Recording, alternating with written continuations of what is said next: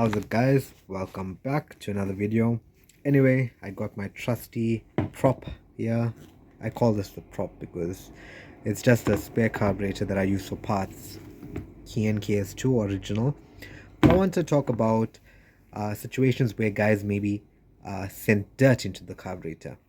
Now, there's a lot of ways that could happen. Your fuel tank could be dirty, your fuel lines, your fuel filter, your fuel separator can be dirty, and then you mistakenly send some dirt inside your float bowl.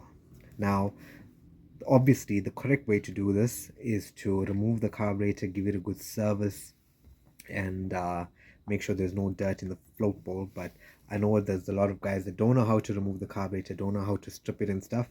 But that shouldn't be the case, because I'm hoping all of you are watching my videos, because I've been teaching you the stuff. So everybody needs to know how to strip their carburetor and fix it and whatever. Okay.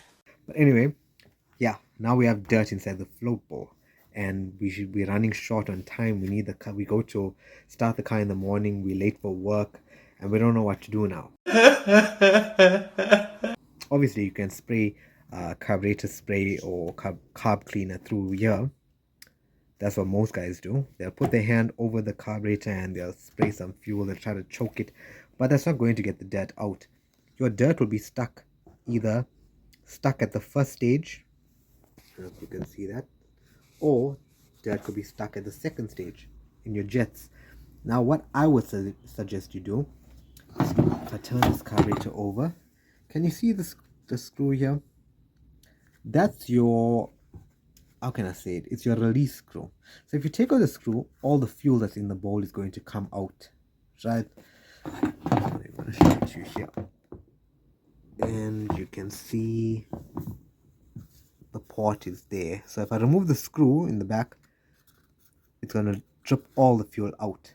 Now, what I would do, and I've done it a few times, if that's the case, I feel like there's no fuel coming out from my first stage jet, and I know that the needle and seat is correct and there is fuel in the float bowl, and what else should I do? I would just remove the screw. Once I remove the screw, I will take my carb spray and I will give it some good squirts here. Right now, what that's going to do, as soon as I squirt it here, it's going to directly shift any dirt that's in the first or the second stage jets, and that'll get my car running for a while, or get me running to where I need to go, and until I got the time to strip it up and take out the dirt properly, if that makes any sense. So yeah, guys, it was a quick tip. I hope it comes in handy for you guys.